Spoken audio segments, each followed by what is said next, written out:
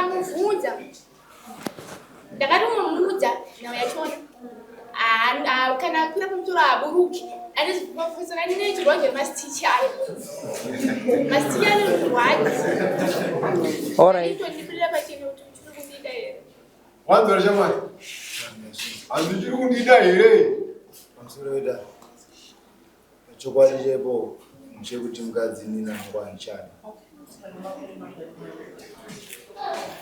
taura chikonzero chokuti sewati mukadzi hauchada chikonzero chekuti kubva 2024 ndichirora mukadzi wangu inina nemimba muviri hakuna musi watakamboita bonde zvokuwirirana up to now inini ndiri mukorokoza ndatuti ndiri kubasa ndodzoka kumba kusvika kuramba bonde newe shamwari kana uchiramba bonde tinenge tichii obva ati handina mafeelings newe obva anyarira akadaro chechi2 inini ndine mwana 1 mwana wangu achiri kupfeka mapamba ndoona kuti ndotenga mapamba anosvika kuti aipi 50 kg ari mumba asina kuraswa akangogara mudhina akadaro chechi3 ndinobva kubasa hembe dzangu dzese dzakasviba hembe dzangu kusawachiwanzi chii pamwe pacho ndoona kubva kumbasa ndisina mari kusvika kumba hadzimai vangu inini vanowachisa mwana womukoma wangu ane 13 years hembe dzangu inini pamwe dzisina kuchena kana ndisina mari kusvika dzisina kuwachwa chechi4 hakwanise kuremedza vabereki vangu zvekuti angakwanisa kwamhoresa kana kumaswera sei kana kunga sei mugara dhoo rimwe chete chechi5 akabvunzwa chiine vanhu vari kumba anoda kuti hakuna munhu anonitonga asikaende pamusoro pangu ini pamba pano. Alright. Muna makore mangani naye mwanangu? 18. Alright. Nyaya dzako dzawaudzwa wadzidzi hanzi haudi bonde ichokwadi?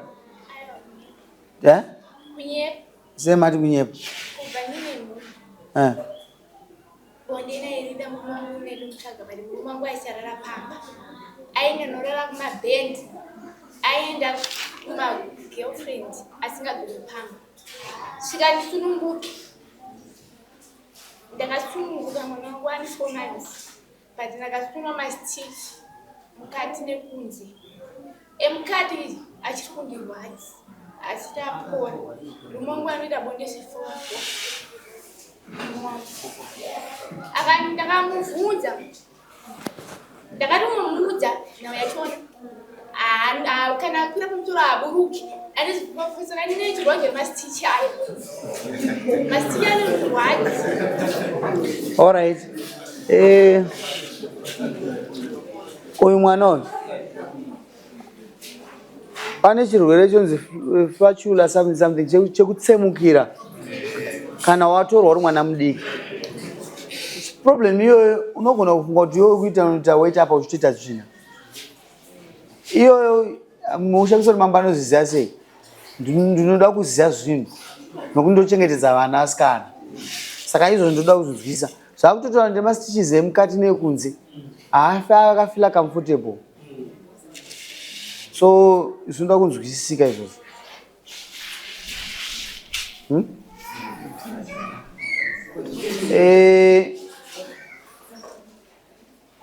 Nyaya inondoomera ndokukumbirawo kuti mumwe munhu avazotonga nyaya pedzai nyaya handidi kuipedza ini inondinetsa. Mukoma une makore mangani? 23. Uyu ndiye mukadzi wokutanga here? Yes. Watune mwana wake? Ni mwana wangu wane mukadzi wangu iye. Ni mwana wani nemukadzi wako iye? Akambokuudzawo here dambudziko iro rekuti paakasununguka akasonwa masitichi? Dambudziko rakataurwa chokwadi but nyaya yangu anotanga nhasi kubva kuna nasekuru. Aiwa. Chokwadi. Unoziva here kuti kana munhu asonwa masitichi semataurira kuti ava neronda mukati? Ndizvozvinzwisisawo hangu but vakati ndiri kurwadziwawo unoziva here zvazvinoreva? Bonde rinofanira kuitwa tichiita secommunicator chiwirirana handiti? Saka ndinokurudzira kuti mareasons awataura ekuti aungarambire mukadzi mareasons anogona kugadziriswa nedare rimwe uchidzokera because hapana kwatinomuendesa kurwara kwawe ndiwe wakakonzeredza kuti aite sei arwariwe saka taifungidzira kuti dare richatseketsisa uyo kana pano paari kutadza kundogadzirisa ogarisana zvakanaka imba uchiri kuida here musikana musoni ngaabudise shere nape mwana budisa shere nompe usachemesi sisika ndabatikana ndasingatopedzisa nyaya yake but ndabatikana unonzwa tinofanwa kuita mwoyo wevanhu mwoyo haufanwa kuenda pasiripo ndikufungidzira kuti ka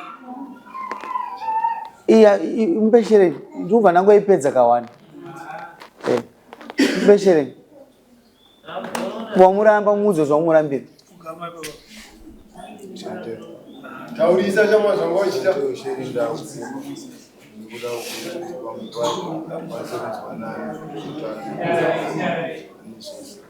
puwa mpeshere ndiwesera nguva ndobva ndatogumbuka pamai isei mukomana uyu mombe dzake 5 niisei mombe 5 akatora mwana ari manda ii ndo nhau dzinopa kuti vana vazoita zvavo muri kuona vana vedu vane disadvantage amai makati mwana aona mukwasha maona mukwasha but at the end of the day vana vanosafa saka makandiona nichiimplementa chinhu changu chechiya musagumbuke nekuti nyika indofanwa kuinakidza kuti irarame zvakanaka ndoda vana nacho uyu mwana wangu uyu akagara pa uyu mwana wangu asi ndikutongomutonga ndichimisa mombe 5 ndoda kuti muzonzwisisa nokuti anofanwa kuve ane hunhu hwandiri kuda inini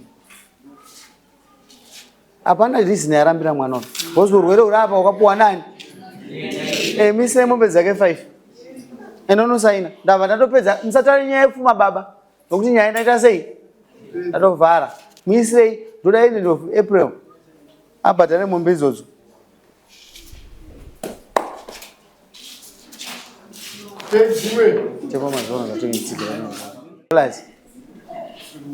chenda wanzwa mari yako end of April ndoda mari yemombe 2 wochamba 1 month wozopedzisa dzimwe dzasara chendai